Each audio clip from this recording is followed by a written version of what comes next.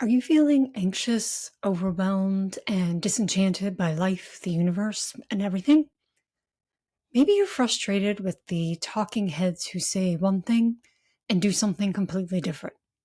Yeah, me too. Welcome to People Watching, a podcast where we figure out what it looks like to become the role model we've always wanted by talking with real people who found real role models in their own lives. Together, we cut through all the noise and identify better sources of hope, creativity, and wisdom as we explore how we learn to make decisions about the kind of life we want to live. So join us. Let's do some people watching.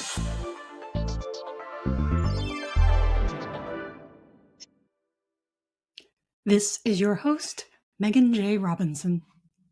Today, I'm talking with Mollie Miller, a self-described multi-passionate wife, mother of two, registered nurse, entrepreneur, homesteader, and all-around go-getter.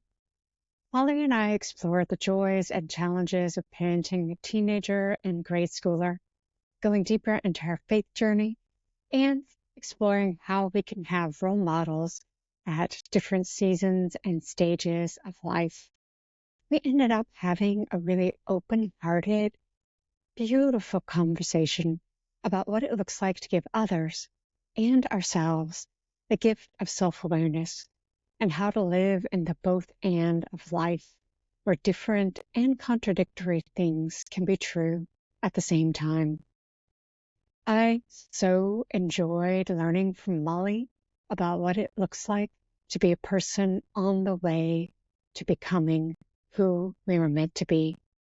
I hope you enjoyed this conversation as much as I did. Welcome to part 2 of our conversation. As we get started with our conversation, I would love to take a moment to share pop-up rules that can shape how we show up for each other and for our listeners in this conversation. So would you like to start us off? Yes. So, Megan, whatever we share is by invitation and not obligation. And silence is also a partner in our conversation. Feel free to take a moment to reflect and think about what you want to say without immediately filling the space. And as Parker Palmer says, leave room for the inner teacher to whisper.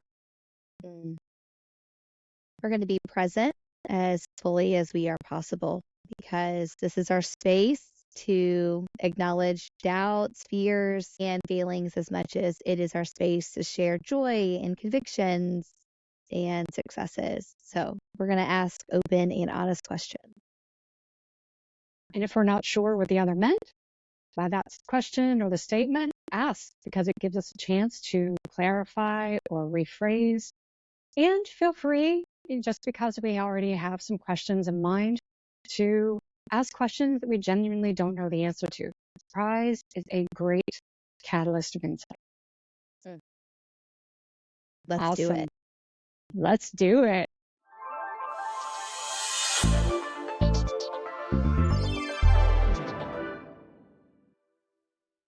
Everyone that I've talked with, as you know, about this idea about thinking about role models, it's been so interesting because almost to a person, everyone has said, but you don't have to agree with them. Yeah, do you know that I think when I was really pondering, role model felt weighty. But I also had to acknowledge I have them. I had to acknowledge that that's part of my childhood and a part of my adult life. So how am I able to say that, like, they are my role model? I think it's because I can say they are my role model in a season or they are my role model in a certain lane or specialty or experience. But, right, that I'm not trying to copy them. I don't want to be carbon copy who they are. Right? What makes me whole? It's discovering who I am and how I'm created to be and living in that manner. Messy, by the way, doing it wrong. Absolutely doing it so wrong.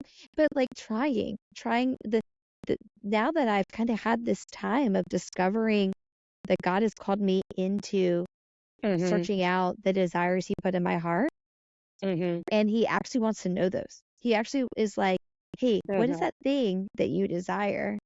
Yeah. He's wooing me, he's pursuing me, he's putting things in my path that's making me stumble a little bit. And I think that along the way I've picked up an admiration of so many people that are my role models. Yeah. But I don't want to be them. I want to be me. Yeah. Right? Yeah. Yeah. I think that's really key.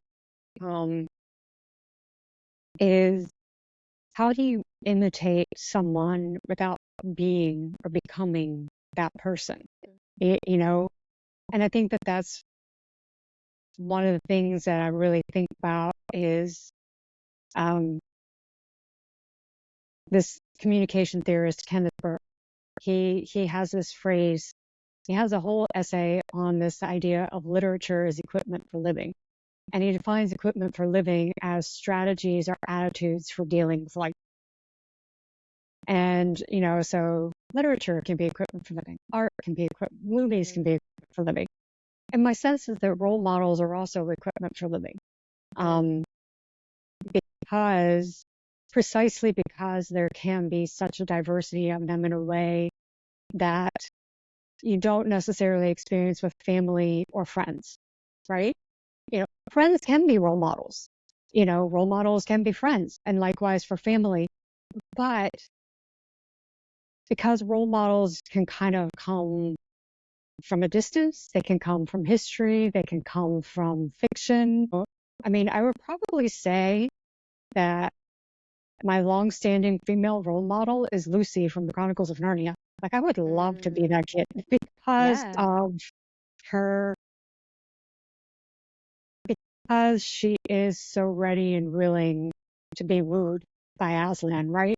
Like, she's so ready to be led without sacrificing anything of who she is. She's so ready to follow this figure. And I'm just kind of like not that person at all. So I think that's,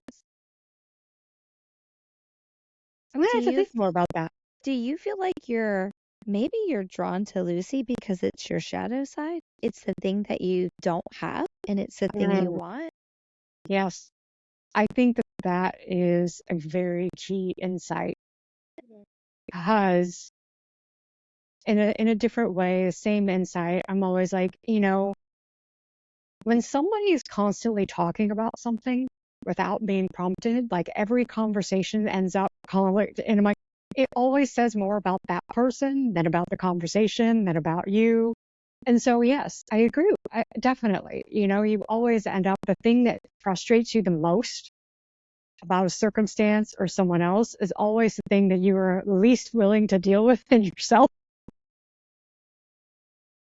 Yeah. Yeah, I do. I think we're very we tell on ourselves quite a bit, right? So like last night at my son's soccer practice, there was a mom there and she brought up the same topic several times. And I said to my husband, it's clear that this is important to her and we should talk to her about that. Like that's just so it's of our nature to say like, right? How many times did I mention my children in our conversation? Because it is such a huge part of my life. It's not even just like who I am. I'm a mom. No, it's like literally I have to like feed these people and clothe these people and like keep them moving and alive and prospering in some way. That's the biggest thing. You have to keep them alive. Like that in itself is an accomplishment if you did nothing else. Right. And to be clear, my daughter broke her arm while walking. She tripped over her own feet and fell in front of me.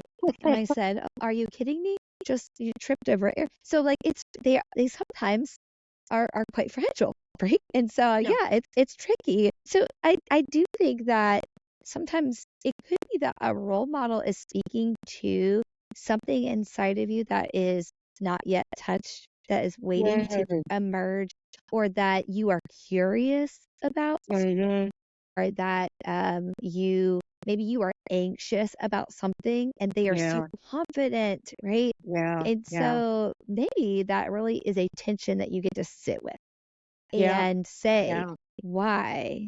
Why is it that you feel like somebody I want to watch. Okay.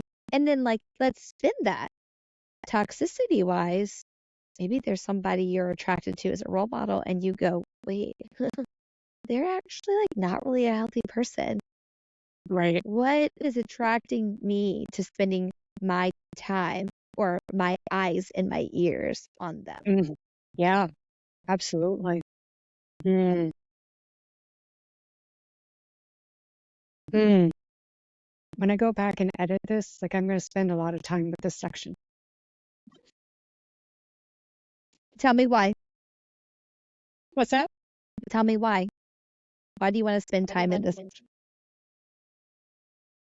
Because had not fully opened up or looked at that idea of a role model pointing out or illuminating our shadow sides.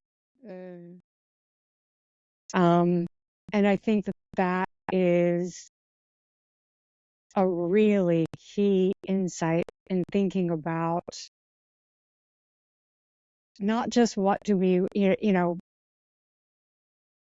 I heard a Catholic theologian say one time, you cannot have a vocation of no. You can't live your life always saying no. You have to be able to say yes. So if you want to make a change in your life, it's not enough to say no to one thing. You also need to pair that with saying yes to something. And I've been thinking of role models as saying yes to something. You can say no, I don't want to be like that, but it's also thinking about what am I saying no to in myself, for good or for ill, right? That can be I don't like who I'm becoming, so I will say no continuing on this path. Or there are things about myself that I don't like and I don't want to deal with them. And so that's why I'm looking at all of these other people as a way of possibly dealing with it, but also possibly masking it too. Right. So we're back at self-awareness, just like that. Just like that. Just like that. Yeah. The best gift I can give the people around me is self-awareness. Right. And the best gift I can give myself is self-awareness. And self-awareness is, in the terms of the youth that probably aren't youth anymore, it's hella hard, right? Yeah. Right. Yeah. So it means that it's going to take time, and you have to be willing to, you have to be willing to let somebody else reflect back to you, right? Yeah. Trusted voices reflect back to you. You said this. Did you mean that? Yeah. You acted in this way. Are you aware? Right. Right. I have my key friends who I know will do that for me, or my spouse will do that for me. And let me tell you, my children absolutely will tell me when I have done it. Yes. Kids are great at that. Gee. Yeah.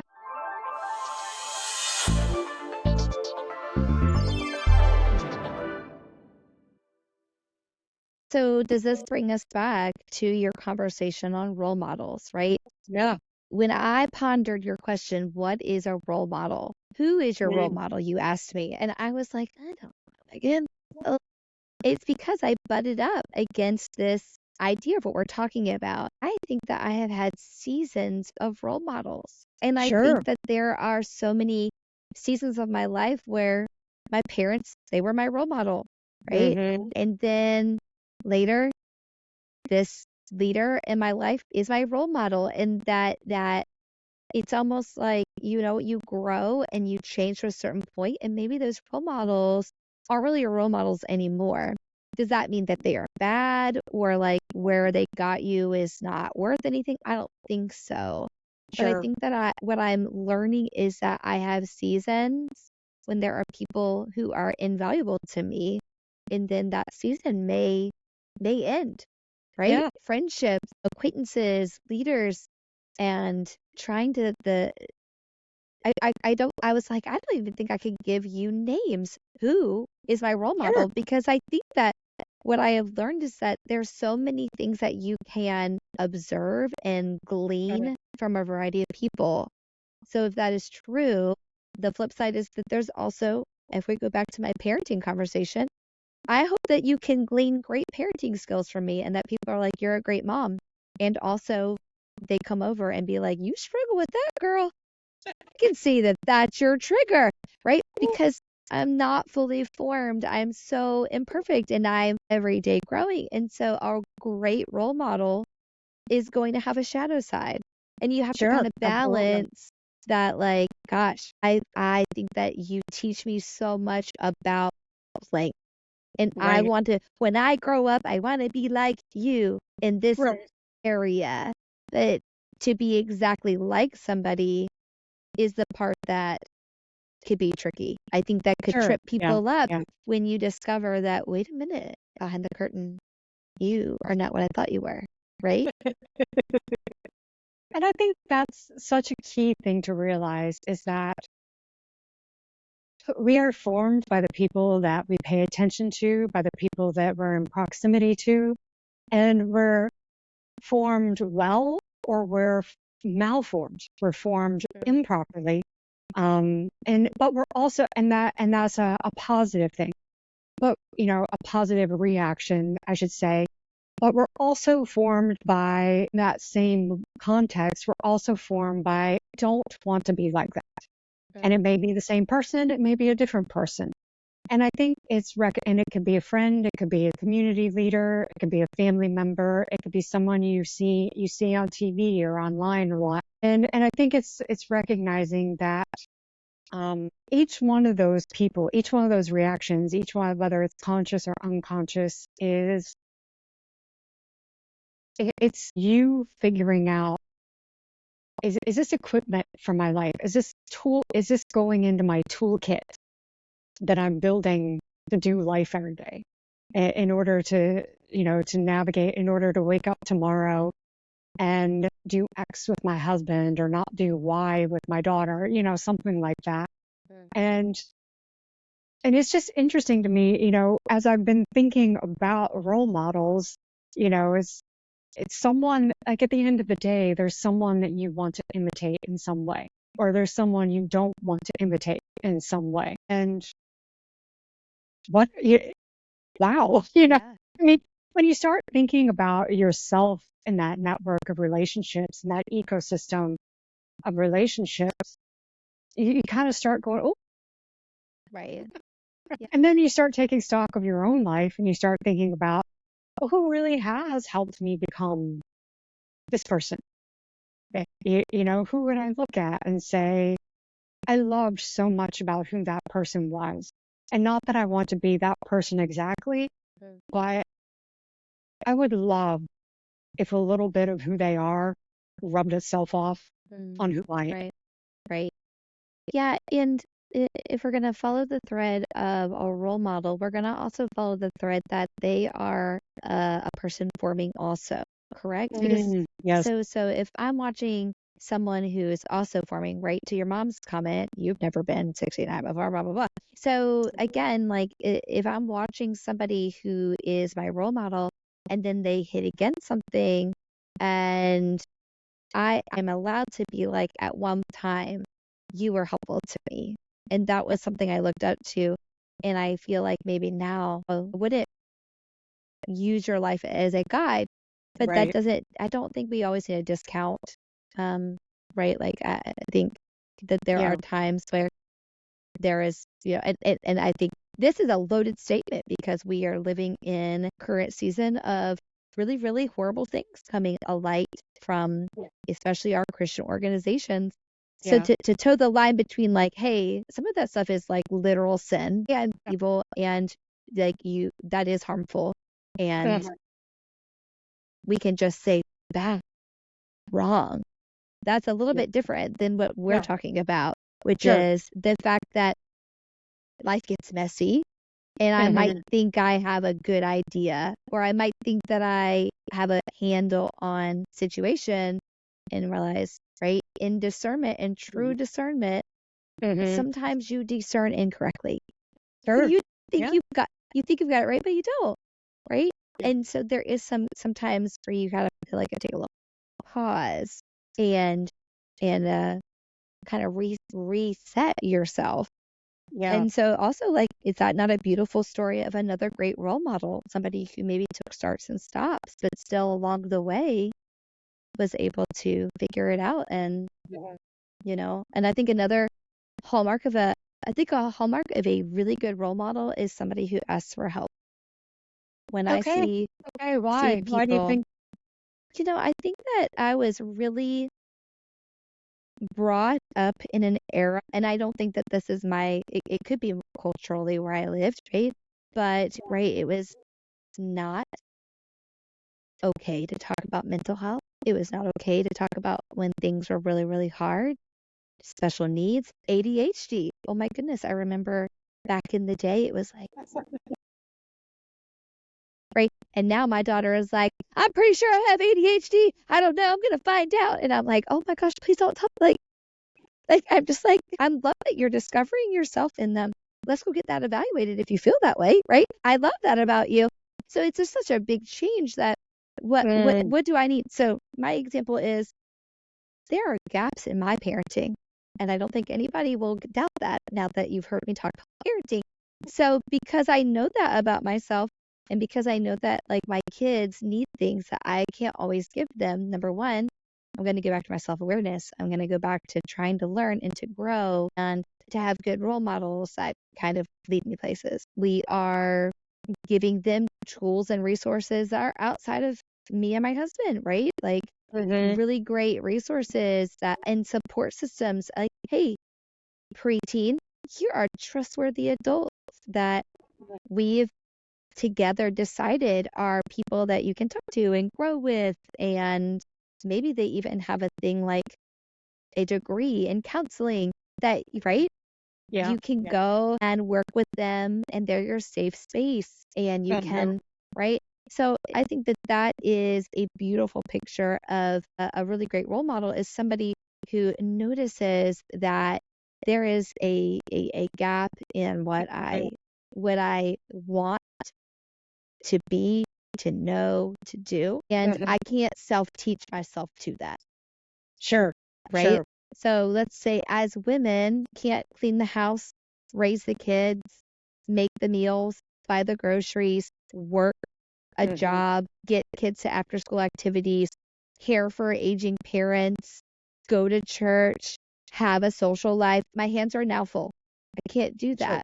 Right? Sure. And so the ability to pause and say, where do I need help in this? Yeah. I cannot do it all. And I just think that that is the gift we give to one another when we recognize, right, that on social media is one thing, but at home you got a housekeeper, girl. Yes. Your house is beautiful. I love it. You got a housekeeper. Do that, right? You have a nanny, right? You get your groceries delivered. Yeah. Right. There. You have a grandparent that picks up your kids for you, right? You're a single mom who's struggling. Yeah. You don't have those resources. Please don't use me as your, like, measuring stick. That's unfair. That is so unfair. Yeah. Right? So as a community, how do we use each other and still not put that pressure on? As a role model, I would love to be a role model to someone, and in humility, they are my role model too. Is it not? Sure. Right? Yeah. Yeah. Yeah. And I think that's so key, is realizing the expectations that you bring to any relationship that you have, but especially when you so keenly feel that gap, whatever that gap is, whether it's a gap in a skill set or a gap in your relation or a gap in, it's like, my husband and I are not able to do X for or with our kids, and that's okay. And that's what allows your kids to learn how to interact with so many different kinds of people. I am a big fan of the phrase, listen to your life, and figuring out what is it that keeps coming back. What is it that you keep wanting? And I am also a big fan of listening to what you want. I know, especially in some Christian circles, desire, want gets a very bad rap, which just annoys me to no end because I genuinely think that that is something that God has given us. You know, our appetites for food and sex and water and survival, like all of that is part of the spectrum of showing us that what we also want is intimacy and fulfillment and belonging and flourishing. Like that's a whole spectrum of that. And it's okay to want those things. And the question, that verse in Psalms, it says, delight yourself in the Lord and he will give you the desires of your heart. And so often we're like, oh, well, how do I know what I'm desiring? I'm like, did you take it in order? Right. Delight yourself in the Lord. And over time, your desires, who you hang out with, the things you're interested in, what you allow into your life and your attention, all of that is going to then form your desire. You're not going to want stupid stuff if you do all of that.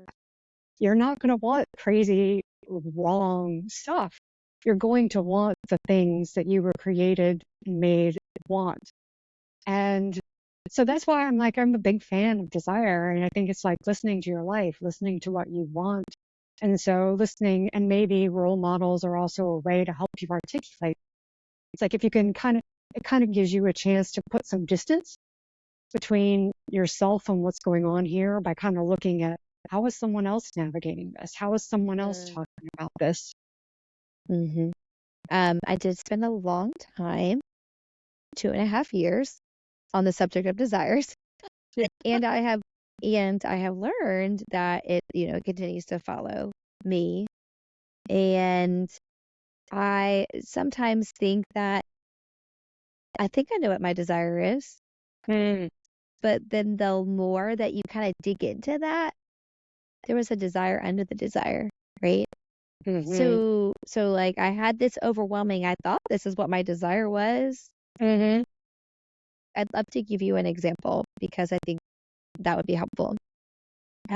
So I entered into the Transforming Center, and the very first thing you do is, what are your desires? God's given you desires. What are they? It is.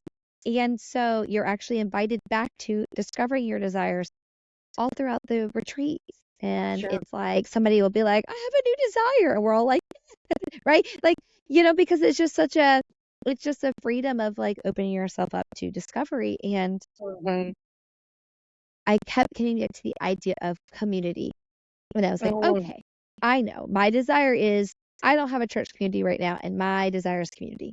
And so I'm gonna start this, and I'm gonna do this desire, and I'm gonna have a great church community. And then I was like, interesting, the desire that the great church community of my youth and my young adult and my previous life, that isn't what I want anymore, actually. The longer I got into desire, and I discovered that my desire of community is very present, but that I think what it means to be in desiring community is actually I'm desiring a group of people who want to journey with me in the same way or in similar ways versus this huge community. We all love each other and we're all on the same mission and vision and values and programming and all those things. But I actually want to be in community with people who want to be, who want to listen, who want to ponder and wonder. That is what this 2.5 years of kind of studying desires, with one of them being community for me, was discovering that, oh, that has changed. That is not actually what I thought it was. Right. I remember telling someone a few years ago, they asked me, so where do you go to church? And I'm like, crap, I didn't expect that question. Why I didn't expect that question. And I said, I don't go to a formal community right now, but I have a strong group of people who help me keep company with Jesus. Mm. Yeah. And I think that has been the biggest gift of the last few years is, yes, I very much want to be part of a church community, but I'm not yet willing to let go of my wounds. Yeah. And in the meantime, God is still giving me a kind of community that lets me encounter Him and that lets me pay attention to the movement of the Spirit. Yeah. Yeah. It's so funny. If my mom ever listens to this, my mom literally did this and she'll tell you she did it. She panicked when I wasn't going to church. And she panicked when we as a family, I did 2 months of not going to church. My family kept going to the same place that I had to kind of leave from. And not kind of, I had to leave. I'm sorry. Yeah. I just couldn't do it anymore. It was not Sure. good for me. So they stayed because they were they were their people. It was confusing. It was hard. And finally I had to be like, I can't. I need you to not be there. I need you to be with me. So we just it was November and December. What a time to look for a church.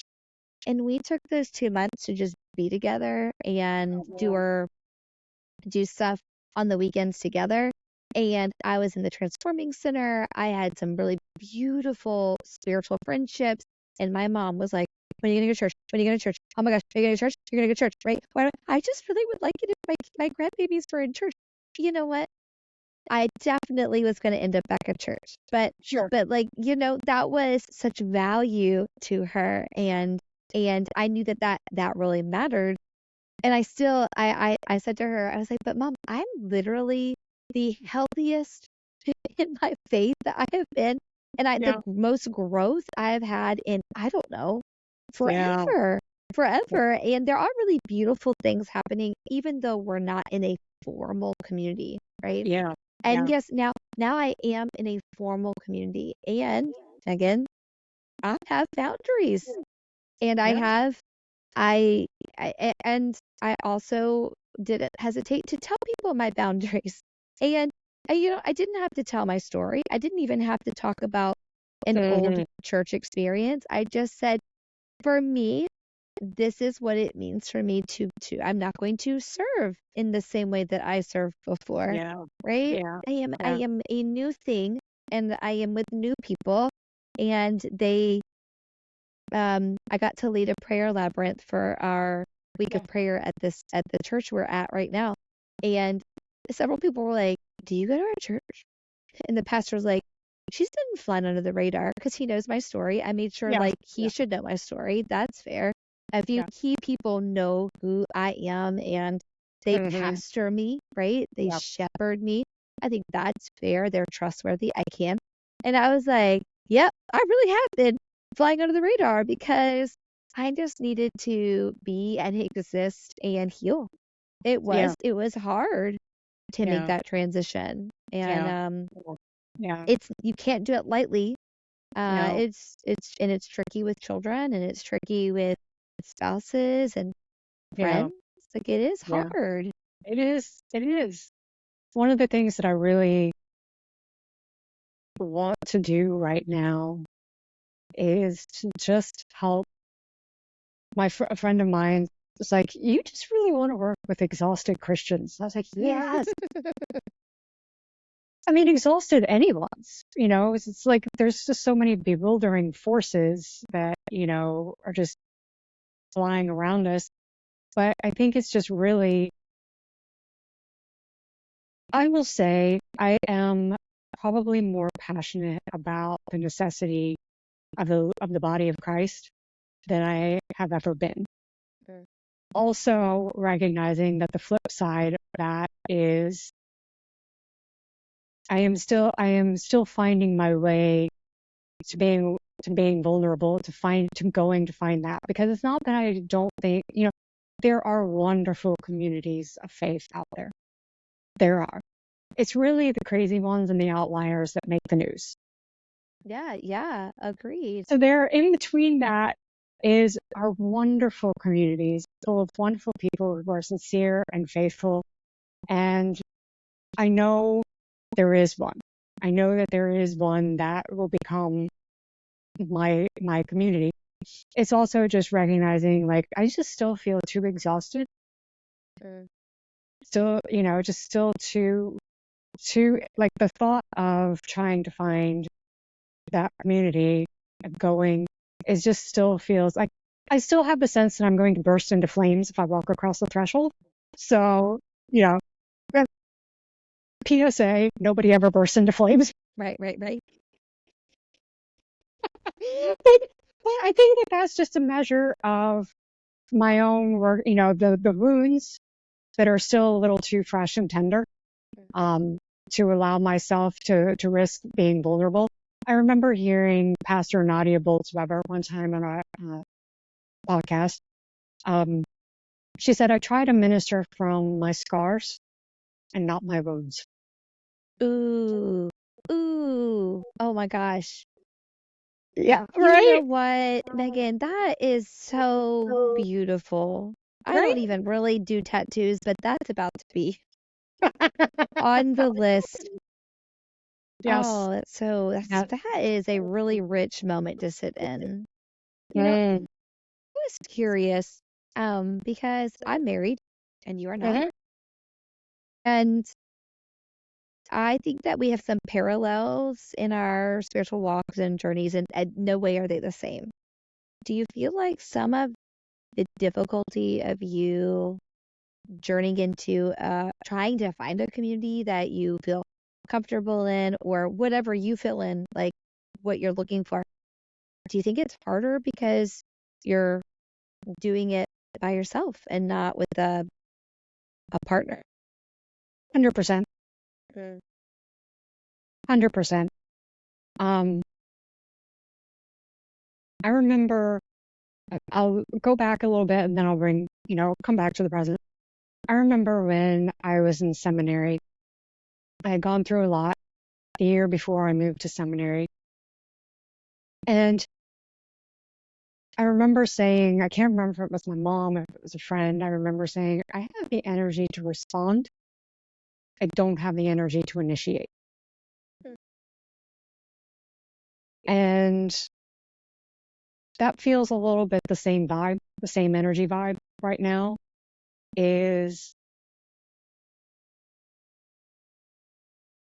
I don't have, like, I could respond to someone else's, let's go, more than I can say to myself, go. Does that make sense? Yeah. So is this you wanting me to ask you to come with me? You want to come with me on Sunday? Is that what you're? What's that? You want What's to that? come with me on Sunday? Is that my window? Hey, Megan, do you want to come Sure. with me Sure. and sit You in want the to come back pick me up row? too? Literally sit in the back row at church, and I fly under the radar still to this day, but it is the safest Yeah. place for me, Yeah. and that everybody knows that that's where we sit, and Yeah. nobody Yeah. bothers Yeah. us. Yeah. No, I think it makes a huge difference. Either there is someone there who can pay attention to whether you're there or not, or there is someone with you who can shore up your lack of courage. I will say that I have a very good friend that also followed us from where we were to where we are. Mhm. And it has been a gift because thank goodness for Marco Polo, which I know that you love Marco Polo. I think that on Sundays we study each other a lot. We fluctuate between are you serious to what was good today, right? Sure. And I mean, I would rather be able to say to a friend the good and bad, the Mhm. hard and easy. And because of that, I mean, like just this week, Mhm. I said, hey, my spiritual director gave me the challenge to do a breath prayer when I walk into church and to say, what grace do you have for me today here?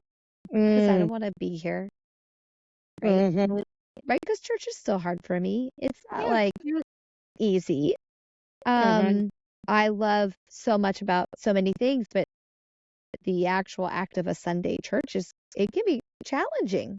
Sure. So instead to just be really open-handed and be like, what grace do God, that's my prayer right now. What do you have for me today? Mm-hmm. And do you know who I tell that to? Is my friend and my husband, of course. Sure. Like, blah, blah, blah. We talk all the time. And he's like, I know. but that my soul friend who is like journeying through that with me, what a gift that I know she's with me. She knows I'm with her, and we can kind of just work through stuff together. Sure. And I hope and pray and like request of God that you have that for you too one day, right? Because I don't think we're meant to do life alone. And especially to have to journey into a wound is hard. And that is what a journey into church is for you. Is a wound, right? And you want to make it a scar. You want it to heal some and be able to pour out of it. But it does take time, and it takes the people, right? Yeah. And I think one of the big things, because I was also in, like you, in a lot of respects, I was also in the professional business of doing ministry for so long. Going to seminary, working at the seminary, working at churches, working for another seminary. And I remember someone was saying, hey, do you know, when I was still at my last employer, someone asked me, hey, are you guys hiring? I've got someone, she loves the church and she just wants to be, she would love to be in. And I said, then she should not come and work here. Not necessarily because of that specific employer, but because, there's a proverb, those who love the law and sausages should watch neither being made. And I feel... I was really like, what proverb is that in? Right. And I feel the same way about church and ministry. Like, if you love this, you might not want to watch it being made, because you're going to learn all the good, the bad, and the ugly about it. And like you said earlier, like, there's a lot that's really beautiful. Like, I can look back on all of my experience and be like, I am so grateful for that. If only for the fact that it gave me such perspective on higher education, on learning. Like, what does it look like to create a learning environment for somebody else? But, that, but also how to be a boss, how to be a leader, how to build a team. In the context of a whole bunch of crazy making stuff, I was able to work with a team of people, several of whom are still dear friends. Like, we migrated from being boss and employee to being fantastic friends, even now, 3-4 years later. So there's a lot beautiful about that. But there's also a lot where I'm just like, I don't know how to turn off part of my brain that is assessing how you do all. Yeah. And there is a sense, like what you were describing was sitting in the back row, like, like you're checking in with your friend and like, what the heck? What did we just listen to? And oh, that was good. That's also that sense of, evaluating. And the question that your spiritual director gave you is so beautiful, because it's an invitation to stop evaluating and assessing and just say, what is the grace that is available for me here today? What does that look like? And it could be a small moment, it could be a big thing, but it's all, for lack of a better word, it's all a deposit. Yeah, actually, he said I want you to do this exercise. And I said, I can do it right now. And I can reflect back on each week and give you something that even though I dragged my body there, right? And made myself go and um and wrestled with things, I walked out at the end of it with something beautiful. And it might not have been anything that happened in the service. It may be, again, that community that's there and people that I have become friends with, people that I never would have guessed I would be friends with, right? And that we consider each other near and dear to each other's hearts. And sometimes that is my grace on a Sunday. People, and you know what people are? Messy. And confusing. And church is messy and confusing.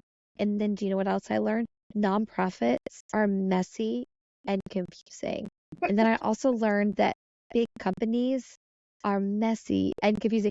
It's just anywhere people are gathered, there the messy and confusing will be also. Right? Pretty much. And so that is like the thing that I know, right? I love my kids' schools. I volunteer at them fiercely, and they are messy and confusing. Right? But they are full of That's people like a who post-it note. That's like a post-it note you just keep on your computer screen, like keep right there. Like yes, this thing, messy and confusing. correct. And they have these people that love my babies. Yes. They discipline my children. They set boundaries and guardrails. They encourage and instruct, right? And are imperfect and, all the things. And sometimes I have to walk away from entities that are human based, just all of them, and take a break. Just take a break. Take a break. Right.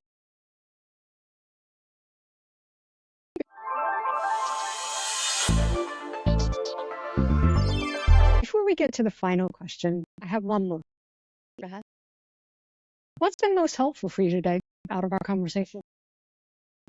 I panicked when you asked me about my church experience because I've never really put it out there. I worked really, really hard to not talk about it other than to my friend, the people that I needed to process life with.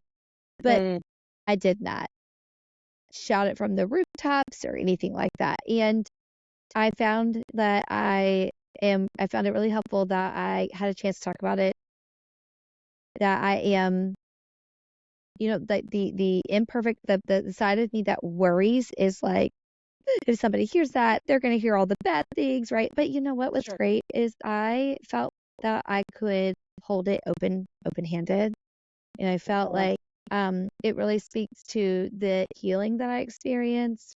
As it speaks to the amount of work that I have done and that people have invested time with me. Be able to reflect back on that and have some both and moments, right? And I just the more I live, the more I see that life is a lot of both ands. And so I didn't expect to be able to be really open-handed with some of my experiences. And I'm grateful that I think that we are in a safe space where we can share some both and.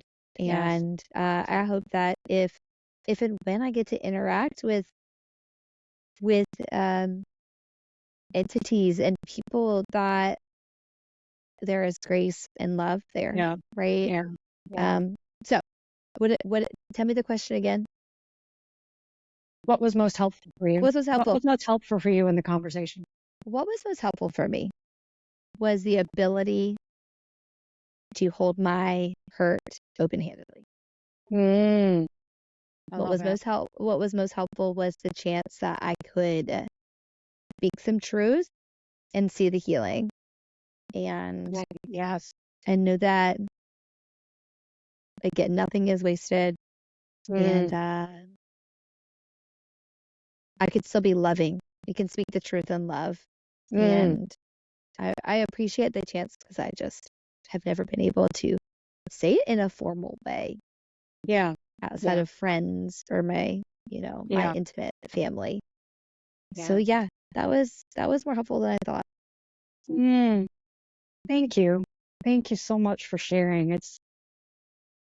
I always feel it's such a privilege whenever anybody shares anything that's meaningful and important, and really grateful that we were able to create that space here where we could have that conversation. So thank you. Thank you.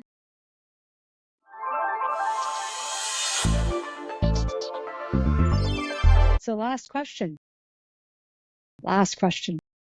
What is the story of the best or the worst taco you have ever? Okay. I was thinking about this. I'm gonna go with best taco, and I'm gonna tell you that my husband and I went on a trip, and we love Mexico. I feel like it is underrated, and like Mexico is a beautiful, beautiful country. And we did a excursion off of a cruise ship, which my husband will never cruise again. So like I had to really enjoy this one because he's like, that's not for me, right? So excursion took us to this like, oh, it was this beautiful park. And you could do all these adventurous things, tubing down this lake or like, I don't know, canals, and they made tortillas for you, and you got to like see all these animals and things. And there was a restaurant that had tacos, and they were the best tacos I've ever had. I remember being like, this is better than cruise food. This is like, what makes this so good? And it was because we were in Mexico, the home of tacos. Yes. Right? We had to go back to. Yes. What tacos did you get? Were they beef? Were they chicken? What? I'm just curious. Man, isn't that crazy? So I love a little bit of everything. So if I had to guess, we got like a sampler. Like, you know what I mean? We tried several tacos, and I just remember that we were looking over this expanse of water in Mexico, and nobody was in the restaurant. It was just him and I, and we were starving, and these tacos came out with these fresh tortillas that they had made, right? Oh, it was amazing. Oh, that does sound amazing. Where in Mexico? Do you remember? Gosh. Sure. Hold on, I can tell you.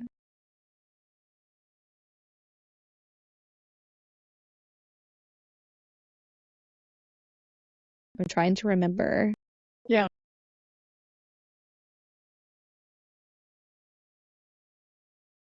Okay, it wasn't this one. This is where I love that we can just have dead air. It makes me happy.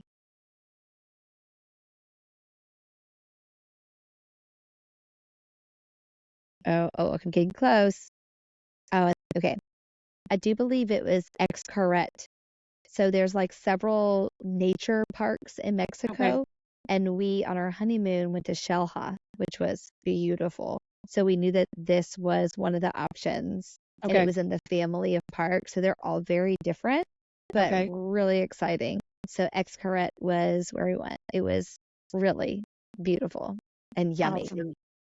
There you have it, everyone. That's best tacos in Mexico.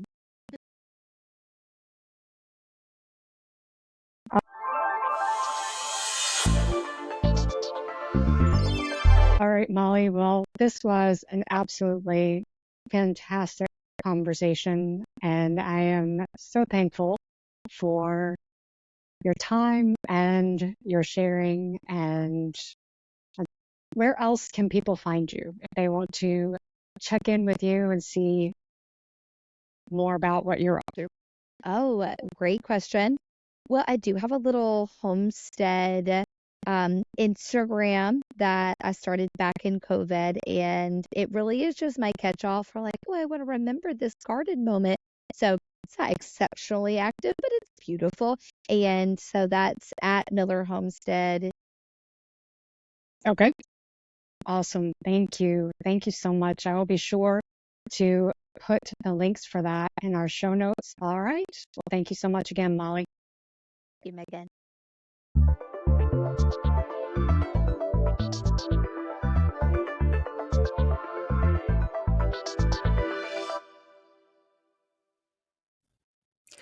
Thank you so much for spending time with us today.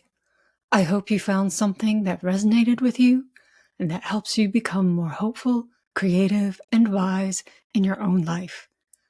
Please share this with someone who you think would love this conversation, and like, subscribe, and leave a comment or a review to boost the show. Shalom.